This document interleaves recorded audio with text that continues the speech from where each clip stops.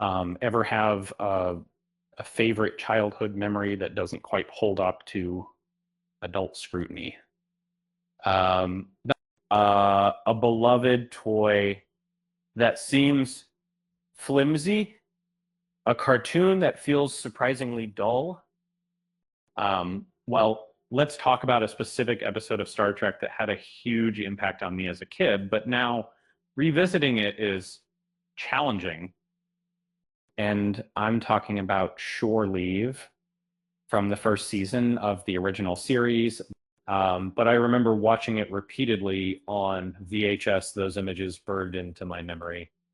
Uh, it seemed like pure magic back then, a whirlwind of adventure and imagination.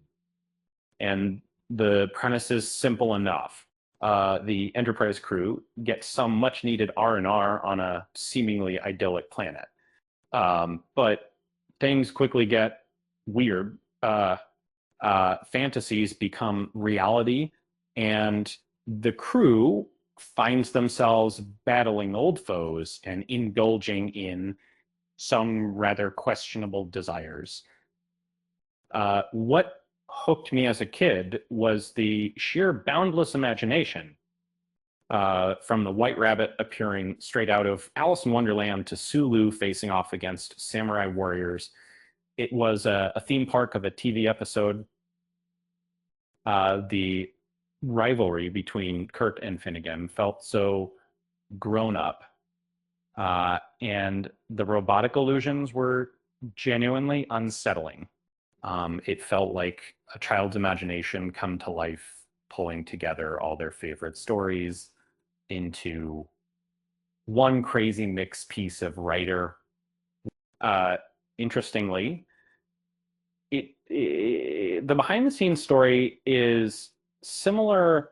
The original script was considered too fantastical, but this Gino Kuhn's rewrite actually went even further, um, and and Gene Roddenberry was rewriting the story while it was being filmed, resulting in a delightfully disjointed experience, um, for a young viewer. That chaos was perfect.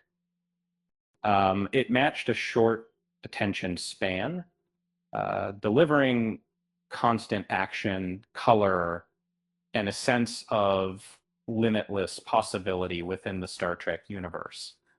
But watching Shore Leave now, it's a different story.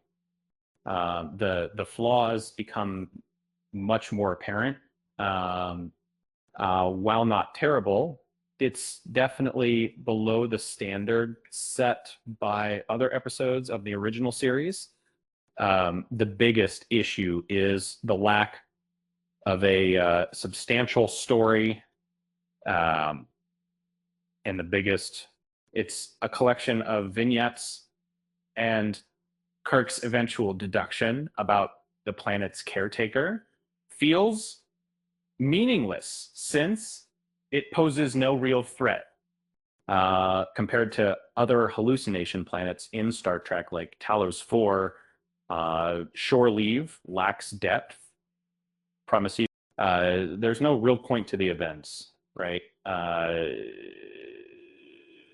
Beyond the idea that play is good, uh, and that's where it gets problematic.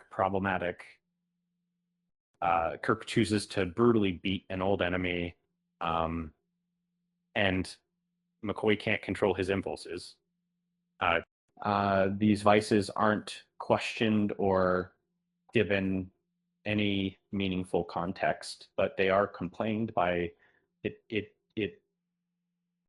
and the planet's logic also falls apart under scrutiny, likely due to the hasty rewrites.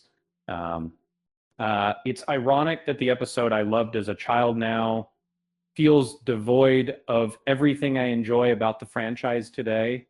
Uh, there are worse Star Trek episodes to watch, but Shore Leave feels like filler, undeserving of a rewatch, even if my younger self would disagree. Speaking of illogical scenarios, um, did you know Starfleet regulations apparently don't cover appropriate behavior on hallucinogenic planets? Um, Someone really should have added that to the manual. With that said, thanks for watching, and until next time.